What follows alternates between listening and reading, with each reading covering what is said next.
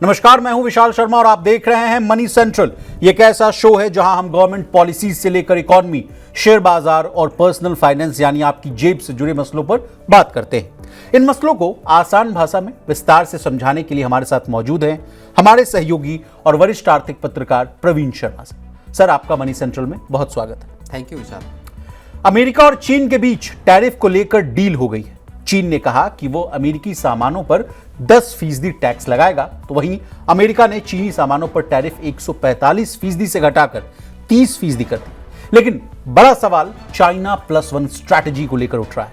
कहा जा रहा है कि भारत जैसे देशों को इस डील से नुकसान हो सकता है। क्या है चाइना +1 स्ट्रैटेजी, जानने और समझने की कोशिश करेंगे। इसके अलावा आज बात करेंगे महंगे मोबाइल रिचार्ज की। खबरें ये आ रही हैं कि महंगे मोबाइल रिचार्ज के कारण ग्रामीण क्षेत्रों में रहने वाले लोग अब मोबाइल फोन नहीं चला रहे हैं। क्या है पूरा मामला, आसान भाषा में समझने की कोशिश करेंगे और अंतिम में चर्चा करेंगे क्विक डिलीवरी सर्विसेज देने वाली कंपनियों। खबरें ये आ रही हैं कि ब्लिंकिट, ज़ेप्टो, फ्लिपकार्ट जैसी कंपनियां जो 10 मिनट में आपको सामान पहुंचाने की रेस में लगी हुई हैं, वो आपको तो फायदा करा रही हैं, लेकिन खुद उनको जबरदस्त नुकसान हो रहा है। बड़ा सवाल यह है कि क्या 10 मिनट वाली डिलीवरी बंद हो जाएगी? इस सवाल का जवाब लेने की कोशिश करेंगे। तो चलिए फटाफट करते हैं मनी सेंट्रल की शुरुआत। यूएस चाइना के बीच टैरिफ को लेकर बनी सहमति के बाद ग्लोबल ट्रेड वॉर थमता नजर आ रहा है। लेकिन बड़ा सवाल यह है कि चाइना +1 स्ट्रैटेजी का क्या होगा, भारत का क्या होगा। पहले कहा जा रहा था प्रवीण सर कि चीन पर हैवी टैरिफ लगने से भारत के लिए असीम संभावना है, मैन्युफैक्चरिंग के क्षेत्र में, एक्सपोर्ट के क्षेत्र में। लेकिन अब क्या होगा, पिक्चर बदल गई क्या सर? नहीं, देखिए, कल जिस तरह का अमेरिका का और चीन के जो प्रतिनिधि थे मिले, अमेरिकी वित्त मंत्री थे स्कॉट बेसेंट, उनके साथ मीटिंग हुई और उसके बाद एक बड़ा फैसला कल जो आया वो जाहिर तौर पर अमेरिका और चीन के लिए तो बेहद फ़ायदेमंद है। दोनों देशों के लिए अमेरिका को चीन की ज़रूरत थी और चीन जिस तरह से अड़ा रहा अपने पूरी ट्रेड को लेके पॉलिसी से अमेरिका से ये नेगोशिएट कराने के लिए कि आप अपनी जो टैरिफ हैं उसको कम करें, रेसिप्रोकल टैरिफ जो अमेरिका ने 145% जितने ऊंचे लगा दिए थे। सर, चीन इस पूरे जो ट्रेड की जो एक जंग शुरू हुई उसमें मौजूदा वक्त में जीतता हुआ नज़र आ रहा है। अमेरिका को 30% पे अपने टैरिफ लाने पड़े, चीन ने 10% कर अपने टैरिफ कर लिए। सर, लेकिन इसने एक चिंता बाकी की दुनिया के देशों के लिए ज़रूर पैदा कर दी। दुनिया भर में रिसेशन को लेके बाकी चीज़ों को एक तरह से ये बात मानी जा रही है कि अब रिसेशन का खतरा दुनिया के सामने से टल रहा है। लेकिन एक दूसरा सवाल ज़रूर पैदा हुआ है। वो सवाल ये पैदा हुआ है, भारत, वियतनाम, ताइवान, इन देशों का क्या होगा। ये वो देश हैं जो कि चीन पर जब ऊंचे टैरिफ लगे तो उसका फ़ायदा उठाने की एक जो अपॉर्चुनिटी थी उसमें सबसे आगे नज़र आ रहे थे विशाल जी।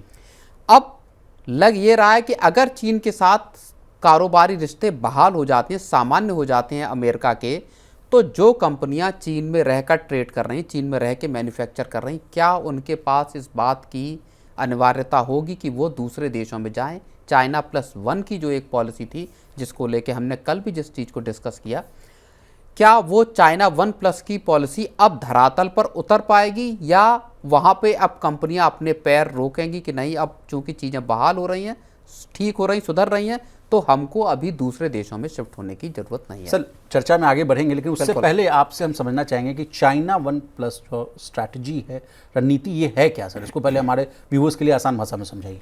नहीं, देखिए, इसकी शुरुआत हुई खास तौर पर कोविड के टाइम पे। सर, कोविड का दौर ऐसा दौर था जहाँ पे पूरी दुनिया का भरोसा चीन से उठता हुआ नजर आया। माना ये गया बहुत अलग अलग तरह की रिपोर्ट्स में कि साहब जो कोविड का वायरस दुनिया भर में स्प्रेड हुआ वो चीन की वुहान लैब से जनरेट हुआ, वहाँ से गया। चीन पर भरोसा एकदम से दुनिया का हिल गया। चीन से सामान, चीन के साथ ट्रेड करने को लेकर दुनिया में आशंकाएं पैदा हुई जी। उस वक्त ये सोचा गया कि चूंकि तब तक चीन दुनिया भर में अपने आप को एक दुनिया की फैक्ट्री के तौर पर साबित कर चुका था, मैन्युफैक्चरिंग हब, दुनिया भर में जो सामान जा रहा वो चीन से जा रहा, दुनिया के किसी देश को इससे आपत्ति भी नहीं थी, चाहे यूरोप हो, चाहे अफ्रीका हो, चाहे अमेरिका हो, लैटिन अमेरिका हो या भारत भी क्यों ना हो। तभी तो इतनी डिपेंडेंसी देखने को मिल रही है। बिल्कुल, मोबाइल फोन्स बड़े पैमाने पर भारत आ रहे थे, बिक रहे थे और किसी को कोई उसमें समस्या नहीं थी। यहाँ तक कि जो हजमत सूट जो होता है जो उस दौरान पहने गए, वो भी सब चीन से, उसके उपकरण सारी चीज़ें चीन से दुनिया भर में गए। पीपीई किट की बात कर रहे हैं प्रवीण। बिल्कुल। तो वो, लेकिन जब ये वुहान लैब वाला पूरा कोविड का मसला आया, उसके बाद दुनिया को लगा कि क्या ये जानबूझकर किया गया, एक दुनिया भर में अविश्वास कहा गया था कि बायोलॉजिकल वॉरफेयर है। बिल्कुल।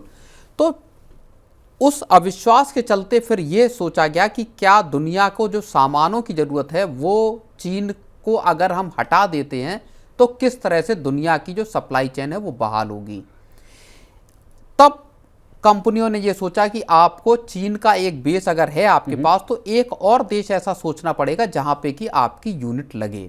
अमेरिकी कंपनियां, यूरोपियन कंपनियां, बाकी देशों की कंपनियों की एक आपका बेस एडिशनल होना चाहिए, जहां पे कि आप बाकी अगर चीन के साथ कुछ मसले आते हैं तो आप वहां से सामानों की सप्लाई कर पाएं, सामान मैन्युफैक्चरिंग कर पाएं। इसको चाइना प्लस वन पॉलिसी एक तरह से कहा गया, और भारत को इसमें एक बड़ा कंटेंडर या बड़ा प्रतिस्पर्धी या दावेदार माना गया कि भारत में जिस स्केल पर लेबर मौजूद है, जिस स्केल पर लैंड मास मौजूद है, और डेमोग्राफिक डिविडेंड है, और पूरा कोस्टल लाइन्स है, भारत के पास इंफ्रास्ट्रक्चर भी सुधरा इन पिछले 8-10 सालों में, उस सब का फायदा भारत उठाएगा। जो ईज ऑफ डूइंग बिजनेस को ठीक किया, तो वहां से दुनिया भर के लिए चाइना प्लस वन में भारत एक डेस्टिनेशन हो सकता है। जी प्रवीण सर, द हिंदू की एक रिपोर्ट है, उसमें कहा गया है कि कहा जा रहा था कि जो यूएस और चाइना के बीच में जो डील हो रही है उससे नुकसान हो सकता है भारत को, लेकिन फ़ायदा की बात करते हैं पहले, तब उसके बाद नुकसान की बात करेंगे। फ़ायदा कहा गया कि फार्मास्यूटिकल्स के क्षेत्र में, एपीआई के क्षेत्र में, जेम्स एंड ज्वेलरीज के क्षेत्र में, इंजीनियरिंग गुड्स के क्षेत्र में, ऑर्गेनिक केमिकल्स के क्षेत्र में और आईटी इनेबल्ड सर्विसेज के क्षेत्र में फ़ायदा हो सकता था भारत को। लेकिन नुकसान की बात कही जा रही थी कि जिसकी बात आपने की कि सर जो गैप था, जो क्रिएटेड हो चुका था, उसमें भारत को फ़ायदा हो सकता था। लेकिन जो कंपनियां चीन छोड़कर भारत आती हुई दिख रही थी, वो फिर से वापस होती हुई दिख रही हैं। इन मसलों को आप समझाइए। नहीं, यही जो एक मौका पैदा हुआ था 2 अप्रैल से लेके अब तक, तो विंडो बहुत छोटी रही एक तरह से। 2 अप्रैल जो लिबरेशन डे जैसे अमेरिका ने कहा, ट्रंप ने कहा कि जिस दिन उन्होंने पूरी दुनिया पे रेसिप्रोकल टैरिफ का ऐलान किया, उसमें चीन पर जो टैरिफ लगाए गए, चीन पर टैरिफ असाधारण तौर पर ऊंचे टैरिफ थे, या आप ये उसको एम्बार्गो कह सकते हैं, यानी इस तरह की कारोबारी शर्तें जिसको पूरा कर पाना भी चीन के लिए मुश्किल होता, चीन की कंपनियों के लिए। आप कितना भी लो कॉस्ट पे प्रोडक्शन कर रहे हैं, लेकिन तब भी जब अमेरिका जाके उस पर 145% का टैरिफ लगेगा तो आपके लिए अनवायबल हो जाता है कारोबार करना। चीन के उलट भारत पर कितना रेसिप्रोकल टैरिफ लगाया गया? 26%। आप 4% का कोई बड़ा अच्छा एक आंकड़ा समझा रहे थे सर मुझे कि फायदा हो सकता है 26% और 10% का बेसलाइन टैरिफ वाला जो बिल्कुल बिल्कुल। अब मान लीजिए जैसे कि अभी भी चीन पर टैरिफ लगाया 30% का रेसिप्रोकल टैरिफ, जो 90 दिन का पॉज दोनों देशों ने लिया है, उसमें चीन का जो सामान अमेरिका जाएगा उस पर कितना टैरिफ है? 30%। भारत पर अभी भी 26% का रेसिप्रोकल टैरिफ है, और हालांकि वो टैरिफ भी अभी पॉज में है। मतलब अभी भारत पे कितना टैरिफ है? 10% का बेसलाइन टैरिफ।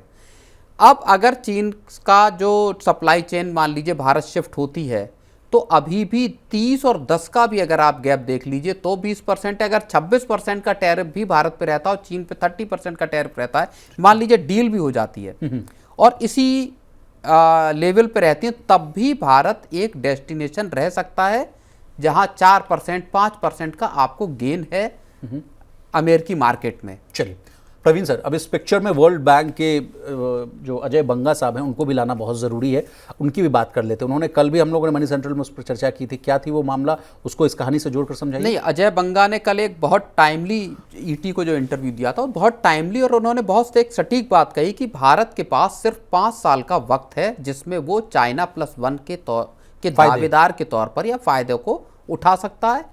इसका मतलब यह है कि भारत को बहुत तेजी से खुद को दुनिया का मैन्युफैक्चरिंग हब बनाना होगा, खुद को क्रिएट करना होगा जी। और भारत लगा भी हुआ है। अगर आप आईफोन के मामले में देखें तो अगले कुछ सालों के भीतर भारत, जो अमेरिका में जितने आईफोन है वो भारत में बने होंगे, ऐसा टेलीकॉम मिनिस्टर ज्योतिरादित्य सिंधिया ने कहा। इसके अलावा अप्रैल में अगर आप देखेंगे तो अमेरिका में जितना या दुनिया भर में जितने आईफोन एक्सपोर्ट हुए भारत से, उसमें 116% की बढ़ोतरी दर्ज की गई। तो चाहे आईफोन का एक्सपोर्ट हो, चाहे मोबाइल फ़ोन दूसरे हों उनका एक्सपोर्ट हो, चाहे आपके अब सेमीकंडक्टर हों, जी, भारत बहुत तेज़ी से इन पूरा जो मैन्युफैक्चरिंग का जो लाइनअप है उसको तेज़ी से अपना विस्तार कर रहा है। आप डिफेंस के देख लीजिए, डिफेंस में भारत इंपोर्टर था, अब भारत एक्सपोर्ट कर रहा है। बड़े पैमाने पर भारत ने 25-30 हज़ार करोड़ रुपए का, जहाँ तक मुझे याद है, एक्सपोर्ट किया है पिछले पूरे फिस्कल में। तो इंडिया खुद को तेज़ी से बढ़ा रहा है, लेकिन क्रिटिकल स्किल की कमी भारत में अभी है। लार्ज स्केल पे जो वर्कफोर्स अवेलेबिलिटी तो है, वो अनस्किल्ड है, लेकिन उसकी स्किल्स को लेके एक बड़ा क्वेश्चन मार्क है कि क्या वो स्किल्ड वर्कफोर्स है। बहुत सारे जो कामकाज हैं, जो इंडस्ट्रीज लग रही हैं, उसमें चाइनीज़ जो इंजीनियर हैं या जो वर्कर्स हैं उनकी ज़रूरत पड़ रही है। भारत वीज़ा देने में एक मसला है, भारत से इन देशों को वीज़ा, इन कर्मचारियों को वीज़ा मिलने में जी। तो ओवरऑल भारत के पास मौका तो है, लेकिन आप भुनाएंगे कैसे उसको, ये एक बड़ा सवाल है। स्किल इसमें सबसे बड़ी बाधा साबित हो सकती है, क्योंकि बाकी लैंड, सरकारी पॉलिसीज़, ये सारी तो इन प्लेस हैं, ये सारी मौके पे मौजूद हैं। लोगों की कमी जाहिर तौर पर खल सकती है। पैसों की भी कमी नहीं है, एफडीआई आ रहा है, एफआईआई की भी, पैसों की कोई दिक्कत नहीं है, मौके बहुत हैं। जैसे एक किसी को मैं सुन रहा था, देख रहा था कि जो टेक्सटाइल का बड़े ऑर्डर भारत में जलंधर और दूसरे इलाकों में आ रहे हैं, लुधियाना में, जो कि अमेरिका को सप्लाई होने हैं, वो चीन से पूरा का पूरा अपैरल का कॉन्ट्रैक्ट शिफ्ट हो रहे हैं। ओके। तो वो मिलियंस ऑफ डॉलर्स के कॉन्ट्रैक्ट हैं। जो आपका यूके है, यूरोपियन यूनियन है, उनको जो अपैरल का आपका जो एक्सपोर्ट है वो बड़े पैमाने पर बढ़ने की उम्मीद है। ओके। इन फायदों को उठा सकता है, लेकिन क्या हमारे पास भी जिस मुश्किल से अमेरिका जूझ रहा है, तकरीबन वैसी मुश्किल से भारत भी जूझ रहा है। ना अमेरिका के पास मास स्केल पे प्रोडक्शन करने की फैक्ट्रियां हैं, और ना ही भारत इस कड़ी में आपको दिखाई देता है। लेकिन भारत के लिए एक अच्छी राहत भरी खबर ये आई है सर कि अप्रैल में रिटेल महंगाई दर जो है 3.16% आया है, और ये करीब 6 साल में सबसे कम है। चूंकि ब्रेकिंग खबर है तो उस पर भी एक कमेंट आपसे ले लेते हैं सर, कैसे देख रहे हैं? क्या खाने पीने की सामानों की जो कीमतें हैं उससे जो महंगाई जो है उठने, उसकी घटने की उम्मीद है सर? नहीं, बिल्कुल। देखिए, लगभग 6 साल के लो लेवल पे महंगाई आ गई, और इस वक्त की ये सबसे कहें कि अच्छी खबर है कि महंगाई का कम होना। देश जिस तरह की मुश्किलों से, आप समझिए कि डिमांड के स्क्वीज होने के, ग्रोथ के कम होने की जिस परेशानी से गुजर रहा था, उसमें ये लगातार तीसरा महीना है, फरवरी, मार्च और अप्रैल, जबकि महंगाई दर लगातार घटती हुई नजर आई थी। पहले से 3.61% थी, फिर 3.34% थी, और अब 3.16% आई। हालांकि माना यह भी जा रहा था कि महंगाई अप्रैल में 3% से नीचे चली जाएगी, हमने इस बात की रिपोर्ट भी की थी। लेकिन अगर 3.16% का सीपीआई का डेटा है तो सरकार और आरबीआई दोनों के लिए बड़ी राहत है। आरबीआई का जो आगे और टारगेट रेट है, कट होगा सर? बिल्कुल, आरबीआई का जो टारगेट है इस फिस्कल ईयर के लिए 4% के एवरेज का, और उससे अभी नीचे बनी हुई है। अगर आप देखें, अप्रैल का पहला महीना था, 4% से नीचे है। अच्छे मानसून की उम्मीद है, ये भी एक प्लस पॉइंट है। और उसके साथ आरबीआई के पास जब जून में मीटिंग होगी आरबीआई के एमपीसी की, तो हो सकता है एक और रेट कट हम देखें। चलिए आगे बढ़ते हैं और बात करते हैं महंगे मोबाइल टैरिफ की। जुलाई 2024 में मोबाइल टैरिफ में बढ़ोतरी की गई थी। उस समय टेलीकॉम कंपनियों के द्वारा कहा गया कि एआरपीयू यानी आरपू कम है, इनपुट कॉस्ट जो है बढ़ रही है, इसलिए कीमतें बढ़ाना बहुत जरूरी। लेकिन इन बढ़ी हुई कीमतों की वजह से ग्रामीण क्षेत्रों में रहने वाले लोगों ने मोबाइल इस्तेमाल करना कम कर दिया है। रूरल इंडिया में रहने वाले लोगों ने मल्टीपल सिम और तो और नया कनेक्शन लेना बंद कर दिया है। प्रवीण सर, कैसे देखते हैं इस खबर को?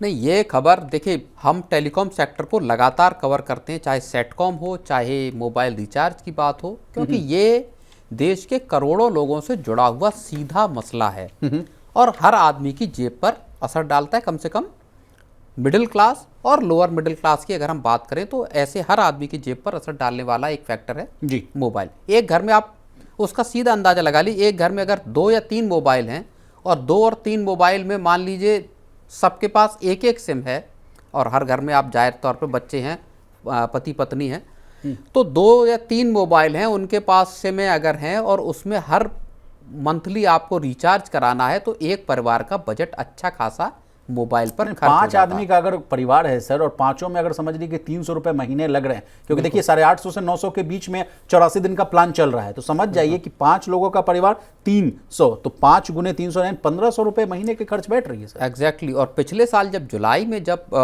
मोबाइल के किराए बढ़ाए गए, तब से इस चीज़ को लेके लगातार एक रोष आ रहा था, लगातार एक लोगों में, आम लोगों में परेशानी की बात थी। उसका असर अब दिखाई दे रहा है जब ये इसके एक डेटा आए हैं ट्राई के, जो बता रहे हैं कि टेली डेंसिटी भी कम हुई है, न केवल ग्रामीण इलाकों में, शहरी इलाकों में भी जी। और ग्रामीण इलाकों में जो सब्सक्राइबर्स के एडिशन है उसकी जो रफ्तार है वो भी सुस्त होती हुई नजर आई है पूरे FY में। जी, हमारे पास डेटा है सर, अगर मैं कर दूं तो मार्च 2023 में रूरल का मैं बता रहा हूं, ग्रामीण क्षेत्र का, तो सब्सक्राइबर्स जो थे 518.6 मिलियन थे। मार्च 2024 में ये बढ़कर 533.9 मिलियन हुए और मार्च 2025 में बढ़कर 534.7 मिलियन हुए। अब टेली डेंसिटी की बात कर रहे हैं। अब क्या होता है टेली डेंसिटी, ये तो प्रवीण सर से समझेंगे, लेकिन पहले आंकड़े समझ लेते हैं। मार्च 2023 में टेली डेंसिटी जो था 57.7% था, जो मार्च 2024 में बढ़कर 59.2% हुआ, और लेकिन मार्च 2025 में यह घटकर 59.1% हो गया है। यह बात हुई ग्रामीण क्षेत्र की। अब शहरों की बात कर लेते हैं।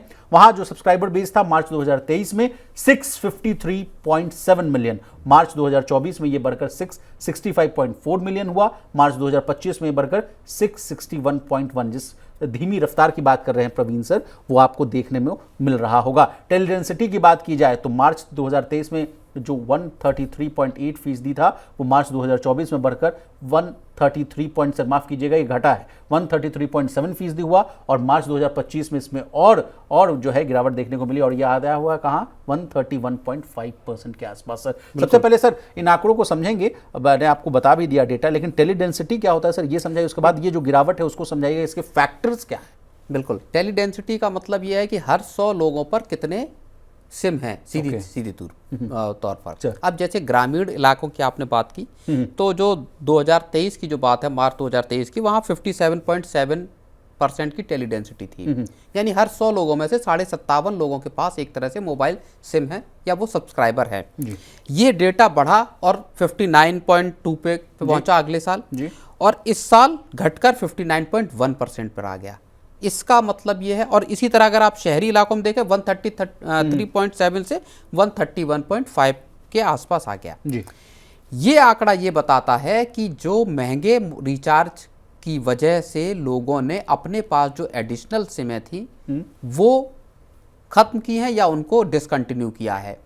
हो ये भी सकता है कि बहुत सारे लोगों ने अपने घर में एक आध नंबर बंद कर दिए हों। ये एक्टिव यूजर्स के या जो सब्सक्राइबर हैं उनके डेटा हैं। तो मतलब इसका ये है कि जो सब्सक्राइबर्स हैं या लोग हैं वो अब इतना पैसा खर्च करने के लिए तैयार नहीं है, और IIFL की एक रिपोर्ट भी है, वो भी इसी बात का जिक्र कर रही है कि किस तरह से सब्सक्राइबर बेस में जो है वो इस बात का असर दिखाई दे रहा है कि लोग महंगे रिचार्ज के चलते फ़ोन अपनी सिमों को सरेंडर कर रहे हैं या उनको बंद कर रहे हैं जी। तो ये एक बड़ी जिस चीज़ को हम बार बार कहते हैं कि महंगाई की, जहां हम एक तरफ बात करते हैं कि साहब रिटेल महंगाई की दर 3.16% पर आ गई है, खाद्य महंगाई और उसमें दूसरी चीज़ें, लेकिन क्या उसमें मोबाइल के रिचार्ज की महंगाई कैप्चर हो रही है? क्या उसमें बच्चों की पढ़ाई लिखाई की फीस जो खर्चा है उसमें आंकड़ा है सर, महंगाई के बास्केट में लगभग 50% जो योगदान है सर वो खाने पीने की चीजों का होता है। इसके महीने दर महीने की अगर महंगाई दर के आंकड़े को अगर मैं समझूं तो 2.69 से घटकर 1.78% हो गया है, लेकिन इसमें वो तमाम वो कंपोनेंट्स नहीं है जिसका इफेक्ट जो है हमारे और आपके जीवन में जो पड़ रहा है, रोजमर्रा की चीजों की जो कीमतें बढ़ रही है। बार बार इस बात की बात भी उठती है कि महंगाई का जो तौर तरीका है महंगाई को जोड़ने का, मापने का, उसमें बदलाव होना चाहिए। सरकार ने हालांकि इसमें बिल्कुल एक उलट बात कही थी। पिछले साल की बात है, मुझे अच्छे से याद है, जब दिसंबर में रेट कट RBI ने नहीं किया था, उसके ठीक पहले, तब जो कॉमर्स मिनिस्टर हैं पीयूष गोयल, उनका एक बयान आया था जिसमें उन्होंने कहा था कि देखिए महंगाई के हिसाब से रेट को तय करना ये एक सही तर्क नहीं है। उन्होंने ये भी कहा था कि खाद्य महंगाई को, जो महंगाई है इसमें से हमको सेपरेट करना चाहिए, क्योंकि ये सीजनलिटी है, इसमें चीज़ों के दाम घटते बढ़ते हैं। तो इस तरह से जो फूड इन्फ्लेशन है उसको रिटेल इन्फ्लेशन से अलग करके RBI को देखना चाहिए, जब वो रेट कट करता है या रेट्स पर कोई फैसला करता है इस तरह की, क्योंकि आरबीआई लगातार रेट्स को लेके स्ट्रिक्ट बना हुआ था, कोई रेट कट तब तक नहीं हो रहा था। और जब नए गवर्नर आए फरवरी में, दिसंबर आखिर में उन्होंने पदभार लिया और फरवरी में जब पहली उनकी अगुवाई में मीटिंग हुई तब 25 जो है परसेंट का या 25 बीपीएस का रेट कट हुआ और उसके बाद अप्रैल में फिर किया गया। तो महंगाई का जो कंपोजिशन है दरअसल उसको सरकार को एक बार उस पर गौर जरूर करना चाहिए। लोगों का आखिर लिविंग का एक्सपेंस कितना है, लिविंग एक्सपेंसेस कितने हैं, किस हिसाब से बढ़ रहे हैं, क्या वेज ग्रोथ उस हिसाब से हो रही है लोगों की, लोगों के पास नौकरियां हैं या नहीं। बिल्कुल, लोगों के पास नौकरियां हैं नहीं। वेज ग्रोथ कितनी है, मान लीजिए वेज ग्रोथ आपकी 3-4% है, महंगाई 4-5% से बढ़ रही है, आपको 1-1.5% का वहां लॉस है, प्लस आपका स्कूल का खर्च 5-7-8 या 10% की दर से बढ़ रहा है, आपके रिचार्ज या दूसरे जो खर्चे हैं वो बढ़ रहे हैं। तो ओवरऑल जो ग्रामीण इलाकों या शहरी इलाकों में टेली डेंसिटी या मोबाइल जो सिम है उनको रखने में जो एक हम देख रहे हैं कि नंबर उस हिसाब से नहीं बढ़ रहे हैं जो एडिशन है। और इसमें एक चीज़ और भी है कि रिलायंस जियो हो या एयरटेल हो, ये अपने रूरल पुश की कोशिश कर रहे हैं ताकि ग्रामीण इलाकों में जो कि 57% के आसपास वाली टेली डेंसिटी है उसको किस तरह से बढ़ाया जा सके। इसी से जुड़ा हुआ मेरा एक सवाल है सर, भारत की जो आबादी है, मैं जहाँ तक जानता हूँ सर 60% आबादी जो है जो ग्रामीण क्षेत्र में रहती है।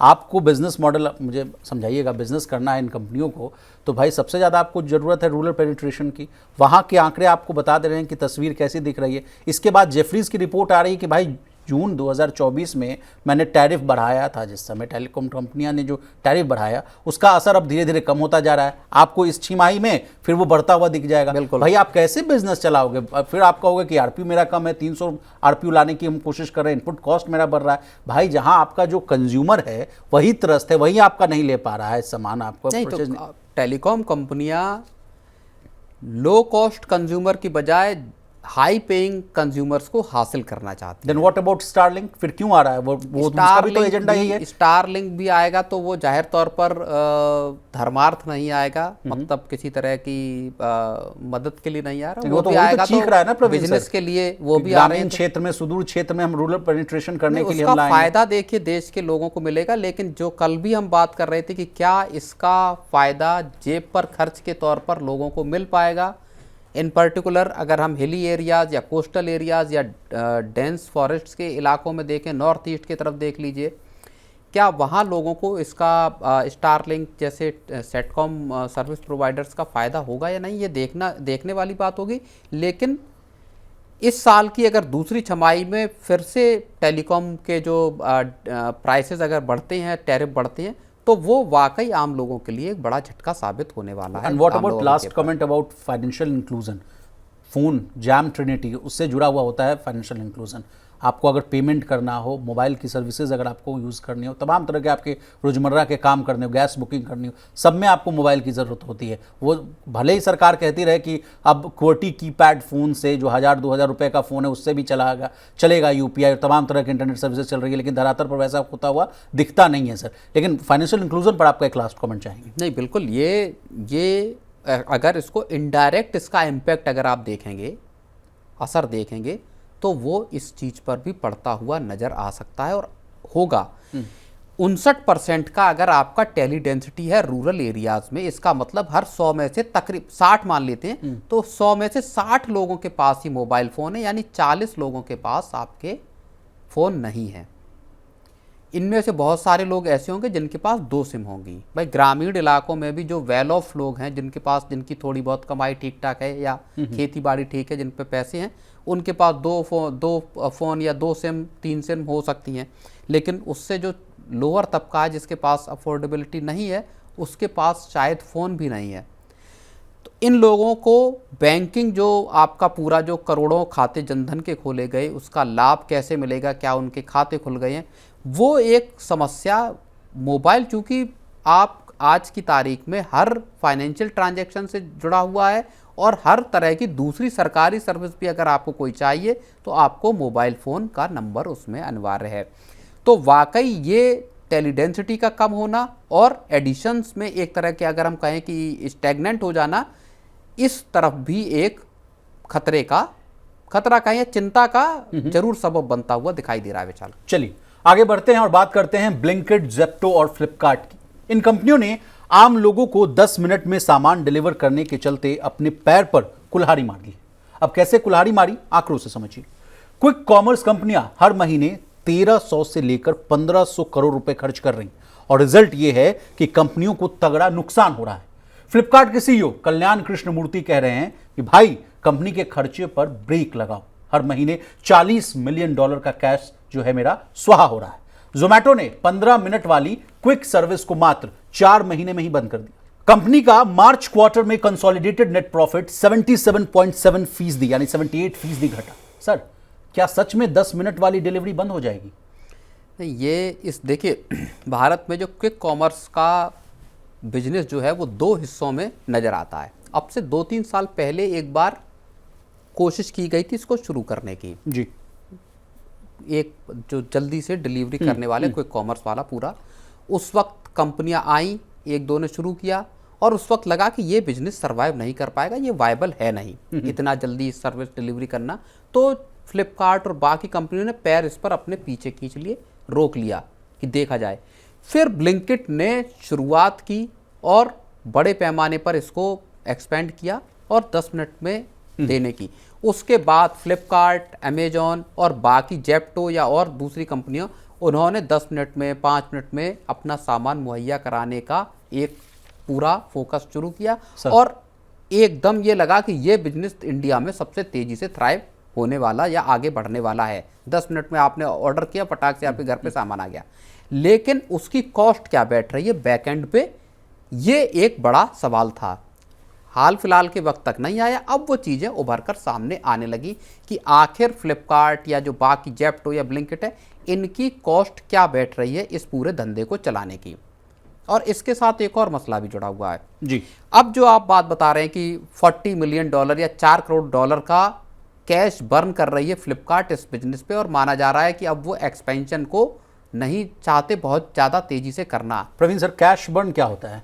कैश बर्न का मतलब यह है कि आपको भले लॉस हो रहा है लेकिन आप पैसा उसमें झोंक रहे हैं और किसी भी तरह से एक्सपेंशन कर रहे हैं। और कैश बर्निंग के बिजनेस पर ही पूरा देश का जितना ऑनलाइन आपका ई कॉमर्स है वो टिका हुआ, और अब से नहीं टिका हुआ, वो मान लीजिए कम से कम 10-12 साल से इसी बिजनेस पे टिका हुआ, जहां पे आप डिस्काउंट देते हैं। डिस्काउंट देने के लिए आप अपनी जेब का पैसा निकाल के खर्च करते हैं, किसी बिजनेस को चलाने के लिए एक्सपेंशन करते हैं, और उसमें कोशिश ये की जाती है कि जैसे जैसे बिजनेस एक्सपेंड होगा, जैसे जैसे वॉल्यूम बढ़ेंगे, वैसे वैसे आपका कैश बर्निंग कम होगी, आप मार्केट में स्थापित हो जाएंगे, तो आप धीरे धीरे ब्रेक इवन पर आ जाएंगे एंड देन आप प्रॉफिटेबल। लेकिन सर, ये कैसा बिजनेस है कि जहां आप क्विक कॉमर्स वाला जो आप काम कर रहे हैं उसमें भी आपके पैसे स्वाहा हो रहे हैं और इधर जिसकी आप रोजी रोटी मार रहे हैं, जो किराना दुकान है, उनका भी नुकसान हो रहा है?